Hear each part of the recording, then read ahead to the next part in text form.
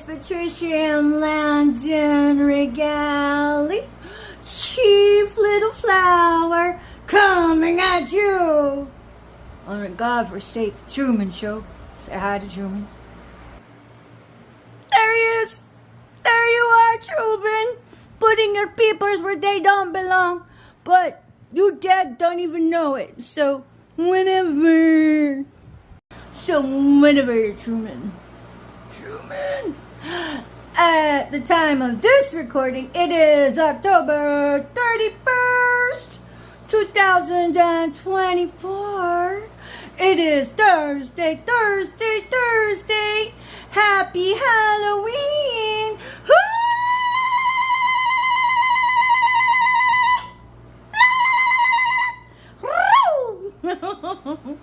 Oh my goodness, man, I tell you what, I'm in a mood.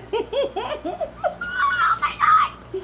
Yeah, like whenever people watch football games and they're like, la, la, la, la. I'm like that with my YouTube. Or when somebody's watching a sci-fi thriller and they're all like yelling at the TV. I'm like that by myself. I have so much fun. I'm like, just because I'm a hermit doesn't mean I'm all like hermit-like. I have a lot of fun. Most people overhearing me probably wouldn't get it, probably wouldn't understand it, and probably doesn't have as much fun by themselves. So how could they ever really, truly understand and overstand the delightment of being alive solo? I'm like, I don't have to deal with the liability of no fucking lemmings. Yeah, I still get Truman, but whatever. Yeah, I still get targeted. I mean, it's like this. I take all of my stuff with me. And I leave this one thing behind. First off, this was a modified, a tablet stand. Pretty dope, right? But then the opposition has torn that off, bastards. And then, see how solid this is? They've torn that side off. When I say they incrementally vandalize you, they do that. And the new one that the stupid Nosferatu have done, see the little stoppers? There's little stoppers. Well, they took that one off. I'll show you. And I just noticed it over here on the floor the other day. Oh, where you at? There you at. Stupid little stopper. I'm like, I don't even travel with that. I leave it behind because I'm all like, I can only fit so much in my goddamn backpack, and if these fuckers want to fuck with the last two things I have left, well then, demons do as demons does. So the demons want to act goddamn demon and just abuse people for money. Well then, that's on them. That's your curses you're burying yourself with. That's your stupidity. And that makes you a bully. It makes you a hater. And it makes you a sheeple. And it makes you a lemming. And it makes you skanky. So, the secret sauce to, living beyond all of that demonic treachery is detach and observe. Because, whether or not you are angry about it or happy about it, it is a discharge of energy. And these two-bit yokels that allow themselves to prostitute their morality, well, honestly, they're more like the dumb middleman, because they don't even realize that their handlers would throw them under the bus quicker than you can say what the fuck. They're not very bright. They're just all like, oh, show me the coin and I'll grub. I'll do whatever you want. I mean, it's like this. If they said to do this, they would do it. And if they were told to do this, they would do that too. And if they were told to do this, they would do that. They would be piggy for anything. So I'm like, whatever. But yeah, I'm just all like, when I write my book, it's gonna be so filled with just, all I have to do is just report my findings. And whether or not it was a collaboration, I don't care, because everybody gets investigated with regards to my case. I'm only speaking to me. I ain't the only targeted individual here. So I'm like, whatever. But on today's episode, I thought it would be more like story time. And I got a story to talk about that I've been holding back on. But because it is Halloween, I figured I would tell like a Halloween kind of story. So, just 1 minute. But on a somber note, you all do realize that children are targeted too, don't you? So, with you participating in this godforsaken Truman Show of the sacrifice culture, you all that participate in it are accountable for children being targeted to death. Telling you guys that participate in all of this are demonic. And I say that because it's Halloween out there. And with the sacrifice culture, children do get targeted. So, as a gang stalker, what do? You gang stalk the other kids too? You gang stalk and bully the other children while you're trick-or-treating? Or just when you're not trick-or-treating? How does that work? At any rate, let me take a breather. No, the irony here is me speaking my truth does get a little pensive, but I don't do it to harm anybody. I am being harmed with all of this stupid psychological torment and torture. Y'all are greedy fucks that do that. But at any rate, back to my story time. I often feel like whenever people dream, it's a myriad of palettes, so to speak. Sometimes it's just, dreamscape, which, natural discombobulation. And then sometimes it's authentic school. It's kind of its own academic system to where you're thrown into situations that you learn from. For example, I had a dream once that one of my children had passed away, and it was so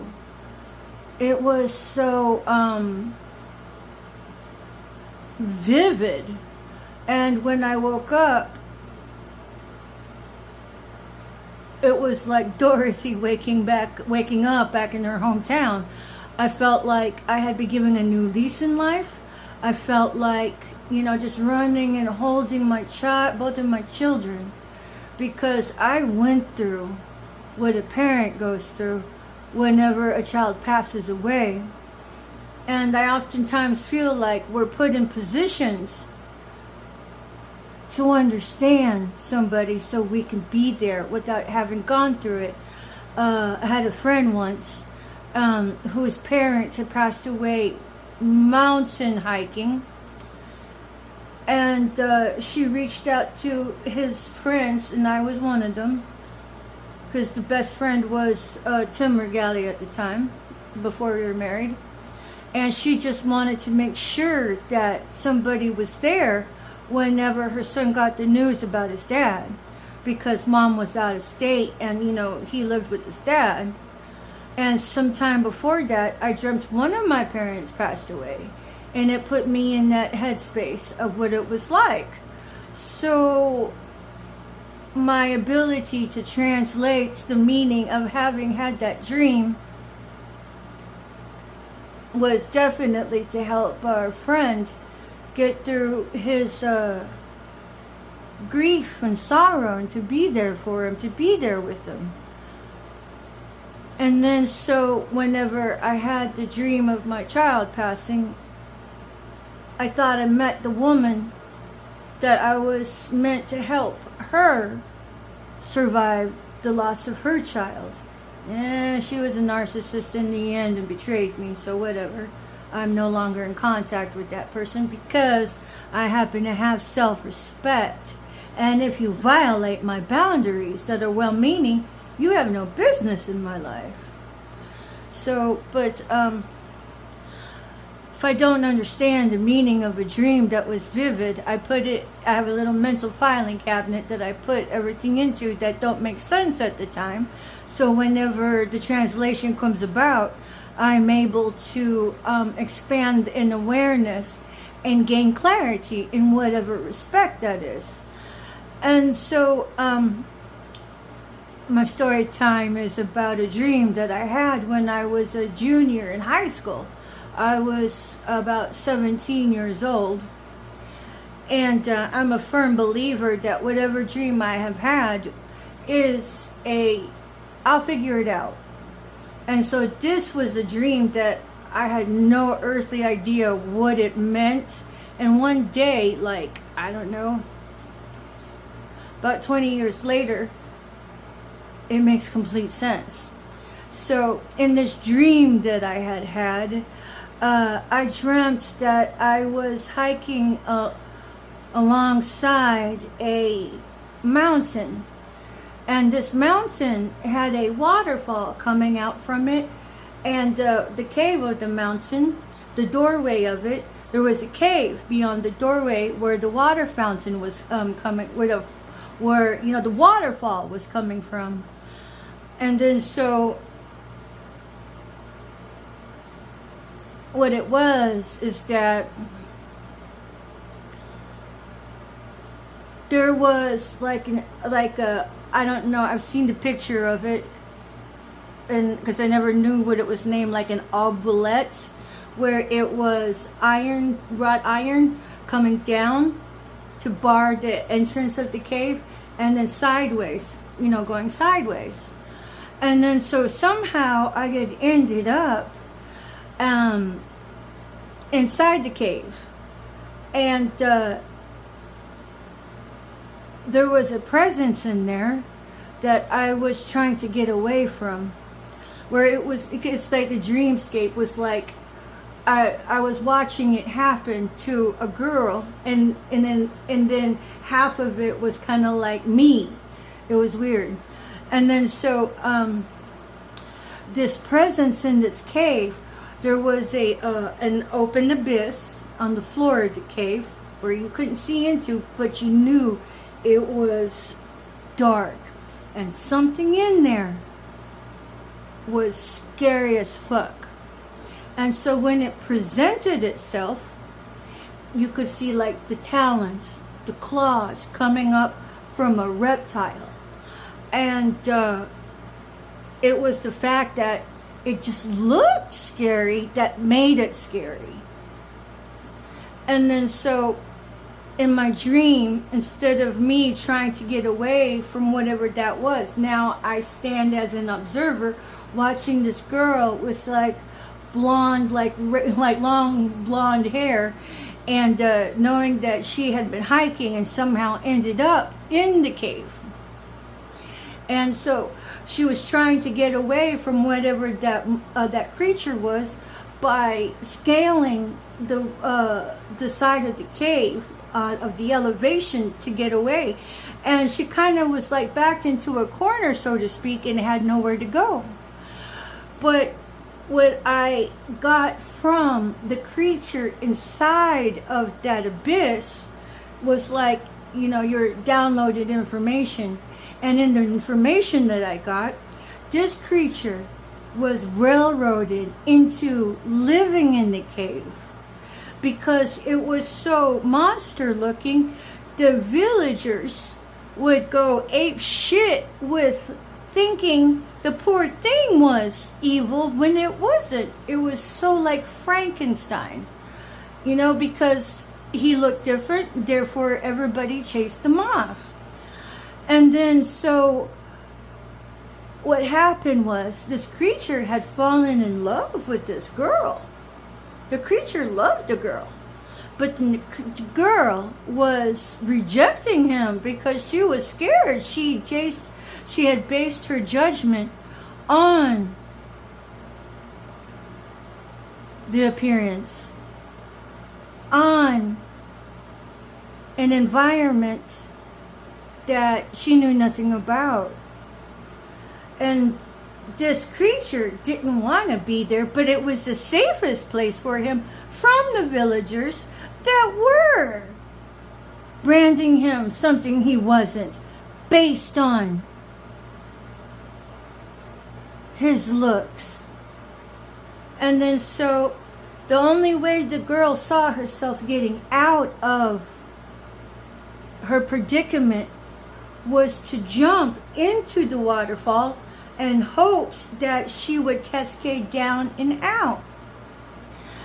And then so whenever this girl made, you talk about a leap of faith, that was the leap of all faiths. It was like stay there and die in her mind, or have a chance of living. And then so whenever she went to jump, I saw this so vividly in my dream. She went to jump, and then that now that I know pictures, it looked like a reptilian. That reptilian had come right up underneath her and had his jaws open, and he could have, could have destroyed her, but at the last second, he slammed his jaws shut, and the girl jumped into the waterfall, and a bubble formed around her, and she was able to pass through and under that obluette, whatever it's called, the wrought iron fencing, and then escape. But in that moment, whenever the creature had shut its jaws, he was angry. He was feeling spiteful. He didn't want to be there. Nobody could see him for him. But he realized if he had destroyed her out of the frustration and the anger of being ostracized, even though he loved her, he would have become everything he was accused of being and never had been.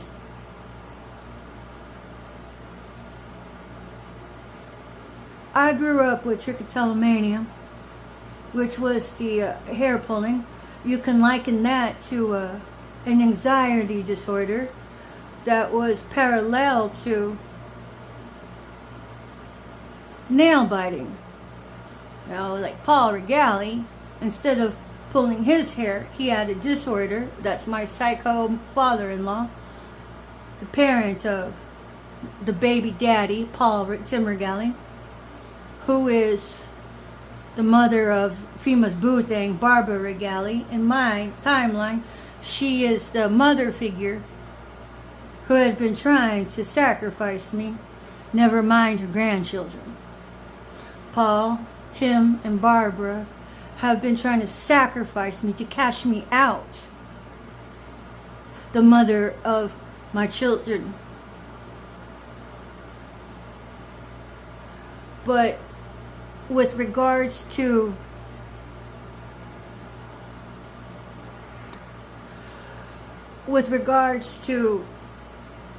the pulling, those people had exploited that in my life and had called crazy on me.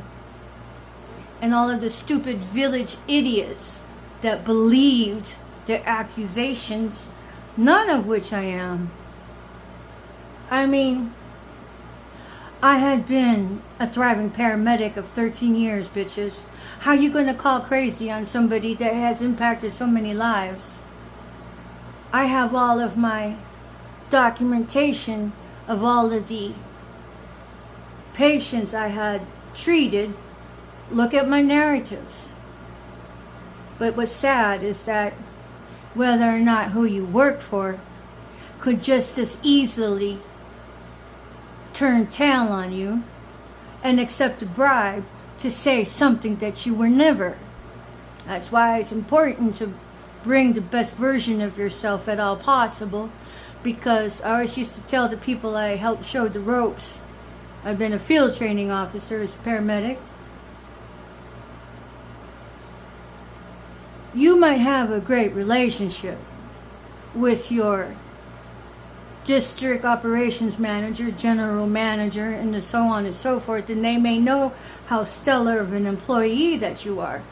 But things change, things evolve, and one day those same people that you had such a relationship with, say 8 years, that's 8 years of your life, whenever they move on, which is what is going to stand testimony to your caliber of ethics, of mastering your skill set, is your documentation.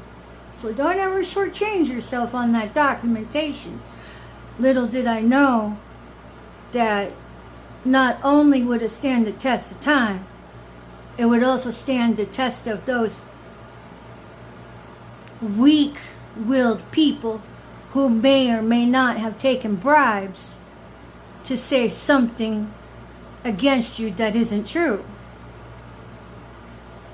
So in many ways, I identified with this reptilian in my dream, because I know what it was like to have been lied on, to have been spat on behind my back.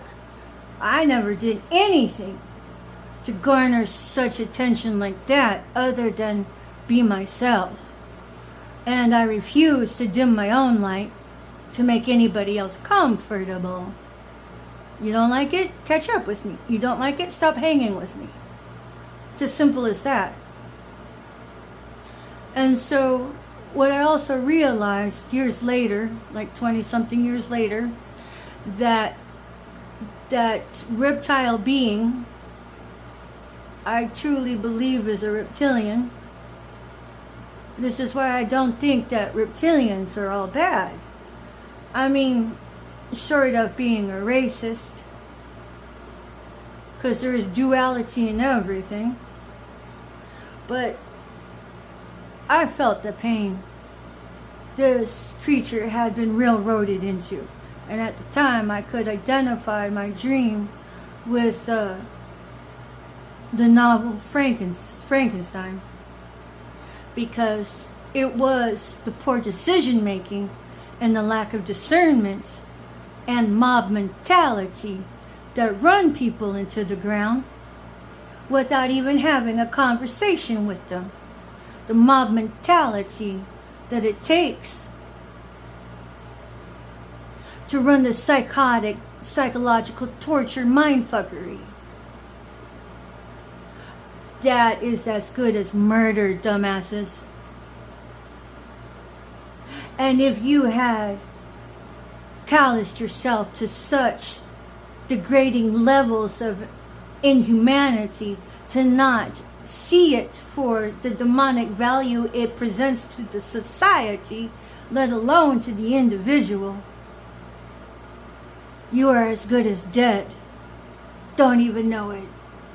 Because with all of your curses that you pile up on your own self by coming sideways at somebody to get the goats, you dig your grave even deeper, and your name etched in even harder into the pit of hell you have waiting for you.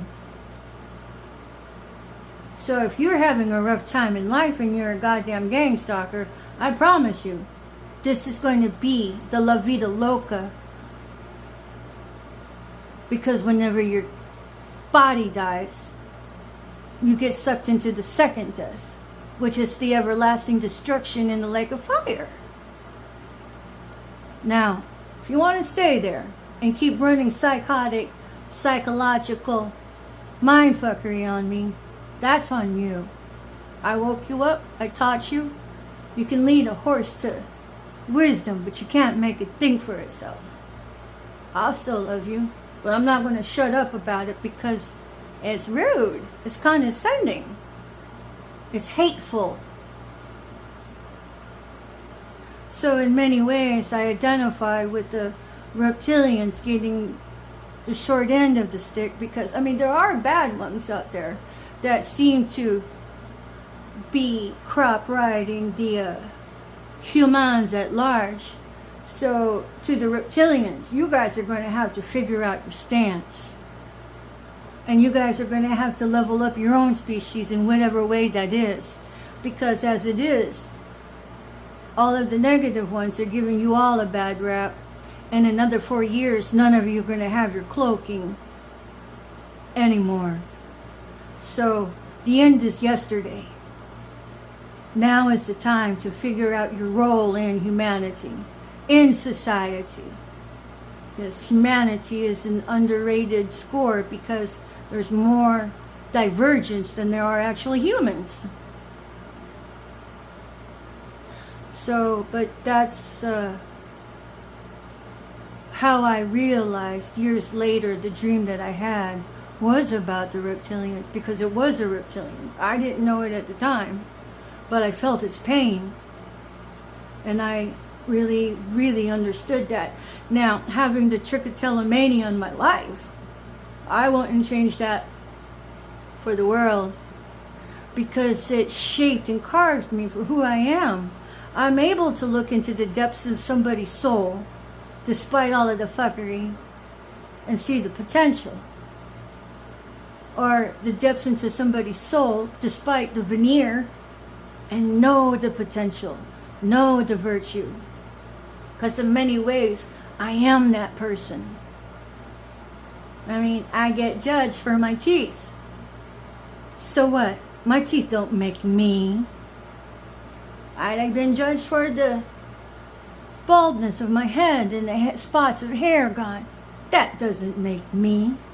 So all of the divine counterparts that passed up, that are contracting the ethers, you had to be able to have the vision and the compassion and the integrity and virtue to connect with me, to have a goddamn conversation with me before you pass judgment. But what you did was save me a headache. Because I'm just so fucking loyal. I would have just helped you through everything. I would have done my best to help school you up and get you to where you could be. Who knows how long that would have been. So, yeah. And that's kind of it for right now. I got more to talk about in my experiences. But being Halloween, I thought that would be a good story to share. And when I was in Miss Vitrip's 11th grade class over in McCullough, I loved her class so much. I loved English. And she had us write a paper. And I wrote my paper story on that dream that I had. And I called him Tech, T-H-E-Q-U-E.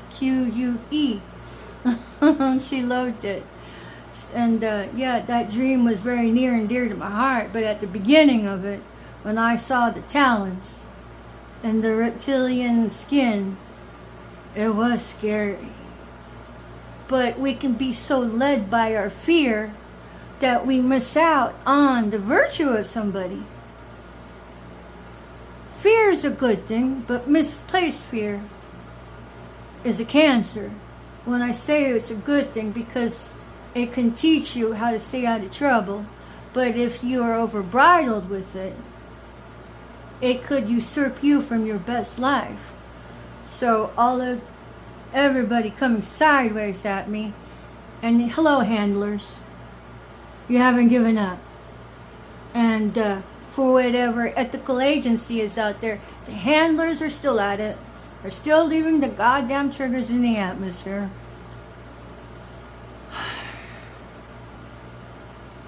But I thrive under pressure, so whatever. But just don't expect me to be silent about it. I appreciate everything, but you can't help somebody with your right hand and milk them behind your left by sodomizing them with your left hand. So happy Halloween, everybody. And when you meet somebody, take the time to see them. Oh, and by the way, when I was working as a paramedic, whenever I meet my patients, I would take the time and see them. When I introduce myself, I'd be like, "Hi, I'm Patricia. How you doing?" And then I had one patient say, "Wow, what did he say? He said, you greeted me like you knew me. Honey, we all are one with being brothers and brethren. It does nobody any good to set yourself up higher than somebody else. Whenever I speak of my choices, I'm talking about elevated choices. But at root base, we all are one and we all deserve happiness." So at any rate, be careful out there. You gang stalkers go after children too. And for you gang stalkers still gang stalking, you're a part of the pedophile group. You're part of the sex trafficking group. And you're part of killing of children. You need to be bringing down that horrible gang stalking machine, Auschwitz 2.0, that it is, instead of partaking. If you don't, that's on you. Just don't expect me to keep my mouth shut about it. Because at the end of the day, I'm still being harassed. Forgive me for having issue with that.